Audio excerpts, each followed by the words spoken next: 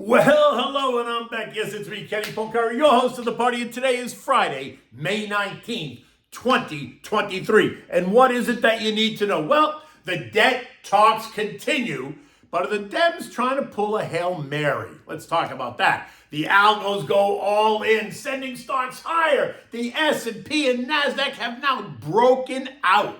Dallas's Lori Logan calls for more rate hikes, and that's interesting because she's not someone we hear from a lot, right? Oil steady, gold's a bit lower, and treasury yields rise. And what do we have for dinner tonight? Well, it's the weekend, and I'm making this tonight. I'll send you a picture. It's a simple swordfish dish with feta cheese and spinach. It is delicious, and if you haven't had it, you need to try it.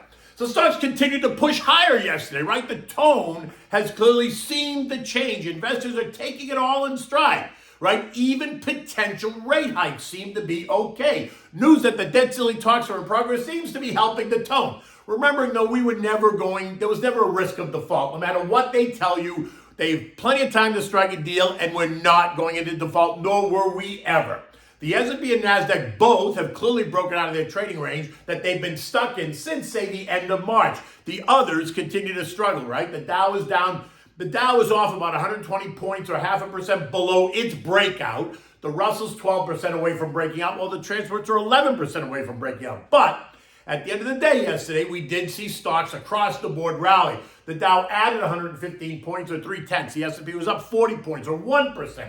The NASDAQ advanced by 190 points or 1.5%. The Russell up 10 points or 0.6%. And the transports gained 64 points or 0.6 as well.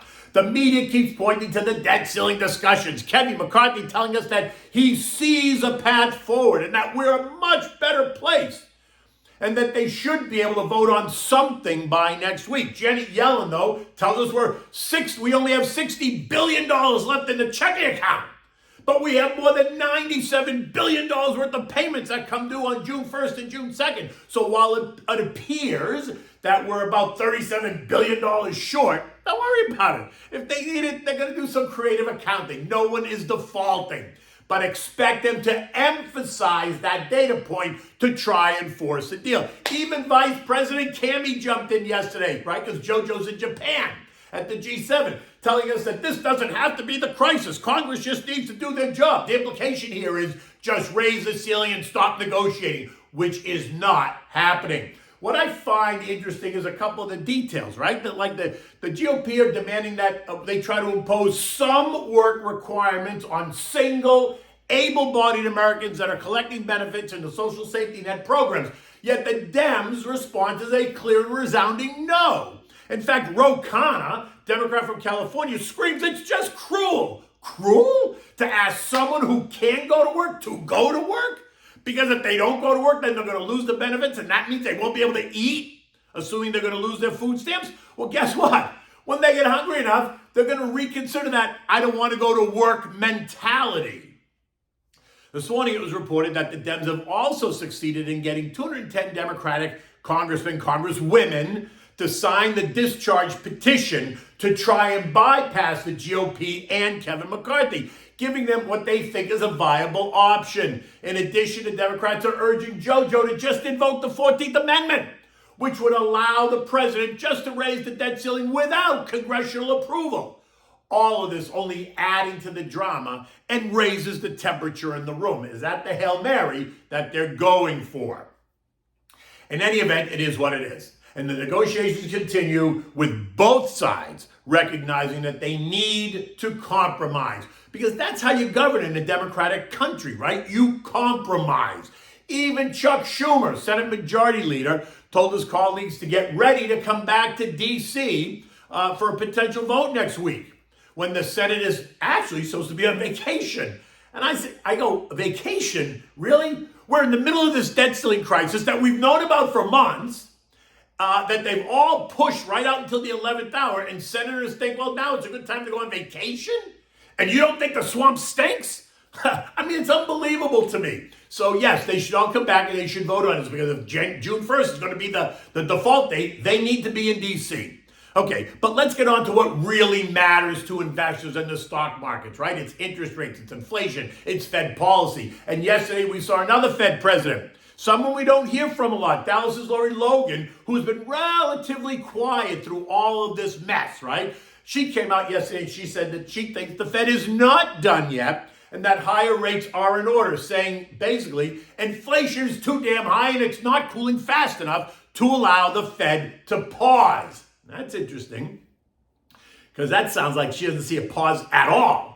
She joins her colleagues Loretta Mesta, Neil Kashkari, Jimmy Bolton, sometimes Rafi Bostic, and I say sometimes because he tends to play on both sides of the fence, depending on who's asking the questions. But that announcement did nothing to stifle buyer interest yesterday as stocks continue to move higher, most of it algo-driven. Now, the overall sense is that we see a June hike, and then we see a pause, right? That's how I feel. I think that's the broader sense. And then there's a small group of traders that are pricing in a hike in June and then a 75 base point cut before Christmas.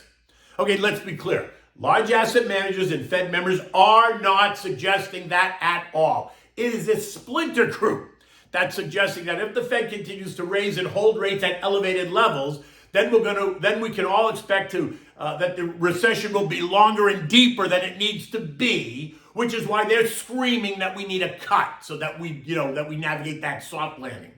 Just wait till they realize that the Fed may have to raise rates down the line if inflation does not respond to these elevated levels at all. And there is talk about that. Rumors now that the Fed's going to go to 6 or 6.5%. And by the way, I'll say it again, soft and landing shouldn't be used in the same sentence. We are well beyond navigating a soft landing. Remember, the Fed needs to see a number of things happen. They need to see inflation cool, the labor market cool, they need to see unemployment rise, and they need to see wage pressures cool. And while we have seen inflation retreat from the high of 9.5%, it appears to be stuck at this 5.5% range. Unemployment remains at historic lows at 3.4%, not where the Fed wants to see it. And increased wage demands continue to push wages up due to inflation. The pilots union, just the latest group to hold the industry hostage and Americans hostage. And the labor market continues to remain resilient. So this is not over yet by any stretch. The other thing you need to consider is if inflation remains stubborn, and I would expect the Fed is going to have to redefine what the target's going to be going forward. So 2% will become 3%, and that will make it appear less of an issue than it is. But let's see, right? Eco data yesterday saw initial jobless claims and continuing claims drop, while existing home sales fell by 3.4%, which was basically in line, right? That's what we expected. There's no economic data today to drive the action, so expect more discussion surrounding the debt talks and the progress they're making and how they're all patting themselves on the back and they're working so hard. Now, longer dated treasury yields yesterday rose on the back of that economic data. The 2 years now yielding 4.23%, the 5 years yielding 3.68%, and the 10 years yielding 3.64%. Shorter dated bills continue to pay you more than 5% on an annualized basis. 1 month bills now yielding 5.43%, and 6 month bills are yielding 5.3% and 5.34% respectively. Oil's trading at $72.75, a level that does not make the Saudis happy. The next OPEC meeting is on June 4th.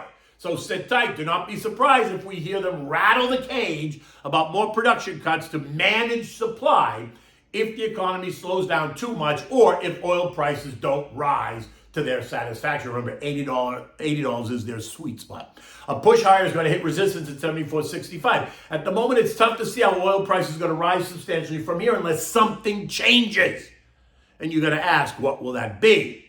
Gold fell by $25 yesterday to end the day at $19.78 an ounce. Hopes of a debt deal and the realization that the Fed is not going to cut rates anytime soon are the reasons that they're all citing for the weakness in gold. We've broken down through the short-term trend line support at 2020 and are now testing intermediate support at 1967.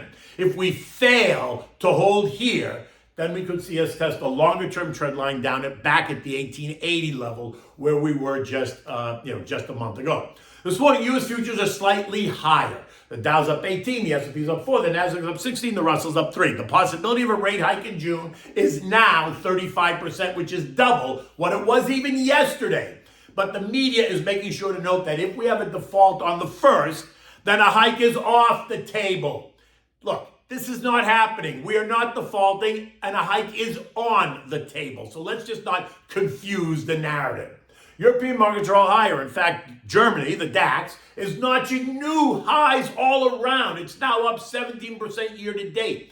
ECB President Christine Lagarde is speaking at a Brazilian central bank conference today, so expect the Europeans to be listening to what she has to say as they try to read between the lines, just in case she's giving any hints about how the ECB feels. And we know they're on a continuing rate hike cycle as well.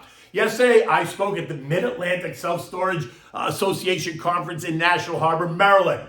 It was fascinating, and I learned so much about that industry. Names like CubeSmart, LSI, NSA, EXR, and Public Storage, PSA, are all names in the space, although EXR is buying LSI, so that's going to become one pretty soon. These guys are printing money like crazy. Storage clients never leave. Trust me, I know. They are on auto debit, and the industry can raise rates by 15% year over year on average.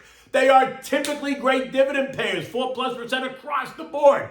They are not labor intensive, and profit margins are strong. Just saying. I am going to take a deeper look into this group because it was a group that kind of evaded me, right? It's not sexy. There's nothing sexy about it, but it's interesting. John Deere just reported earnings this morning, and guess what? They beat $9.65 a share versus $6.81, and that's not a mistake. Net sales in construction, forestry, small agriculture, precision agriculture, all up across the board. And forward guidance was strong. Profit outlook strong as supply chain improves, and the stock is up $12 or 3.3% in the pre-market. The S&P closed at 4198, up 40 points yesterday. What is key here is that we did trade up and through 4,200 yesterday. We traded as high as 4,202 before falling back. So 4,200 is now in play. And if the mood remains buoyant, then the test of the August highs of 43.25 could happen quickly. A debt discussion failure or any indication that the Fed is not pausing after the June hike will also cause investors to reconsider the opportunity ahead, and we could see those gains of late fade. In any event, this only reinforces my mantra: stick to the plan. Do not try to pick tops and bottoms. Continue to dollar cost average on a monthly basis and reinvest your dividends until you need them as income, if you need them as income. You know the deal. As a long-term investor, you have to stick to the plan and eliminate the noise. Okay, so what are we having for dinner tonight? This is such a simple dish. And if you like swordfish, you're going to love this dish. And if you haven't eaten swordfish, a nice piece of swordfish, you really have to try it because I think you will be pleasantly surprised, right? This is a grilled swordfish with spinach and feta cheese on it. It's a simple dish. You can drink it with a glass of chilled white wine. It is delicious, right? And since it's going to be a beautiful weekend here in Florida, it's perfect for me because you do this on the grill. It takes you all of, the whole thing takes you 20 minutes start to finish. For this, you need the swordfish. You need spinach, fresh spinach. You need crumbled feta cheese. You need butter, salt, and pepper, olive oil, and fresh lemon juice. You start by taking the swordfish steaks, right? You marinate them, put a little bit of olive oil, salt and pepper, squeeze some fresh lemon juice, turn them over, get them all nice and marinated, then cover them with saran wrap and just let them sit on the counter for half an hour, because you just want them to be room temperature when you put them on the grill, right? Because they'll cook faster and they'll cook better. In a separate pan now, while that's happening, in a saute pan, saute a bag of fresh spinach. Just do a little bit at a time because the spinach wilts. Saute that in butter so you can season it with a little bit of salt and pepper, but go easy as it wilts down, and then turn the heat off. Right now, take the crumbled feta cheese and put it all on. Put it in the spinach and mix it up. Now, put the grill on, light the grill. If nice or not, put the swordfish steaks on. Leave them there for about 4 minutes, depending on the thickness. When you flip it over, then take the spinach and the feta cheese mix and put it on top of each piece of swordfish, and then pull the top shut, and then let that cook for an additional 3 to 4 minutes, right? You don't want to overcook it. When you're done, you want to take them out. Serve them on if you're going to serve a family style, serve them on a large serving platter, complement with a mixed green salad. That's all you need. You don't need anything else because you got the spinach as a vegetable, you got your feta cheese, you got your swordfish. So a nice mixed green salad. You can dress it like, how I like it. Olive oil, oregano, salt and pepper, and fresh lemon juice is all you need for this dish. You want to keep it simple. You don't want to overpower anything. And then have your simple chilled white wine. Pinot Grigio Santa Margherita always works. Or if you really want to, you can do a chilled rosé wine, depending on where you are in the country at the moment. I can drink rosé down here in Florida, but it's really not rosé season until after Memorial Day weekend up in the Northeast. In any event, it's Friday. It's a beautiful day. I'm getting ready to join Stuart Varney on Fox on Varney and Company at 9 a.m. So be sure to tune in. Until Monday, take good care.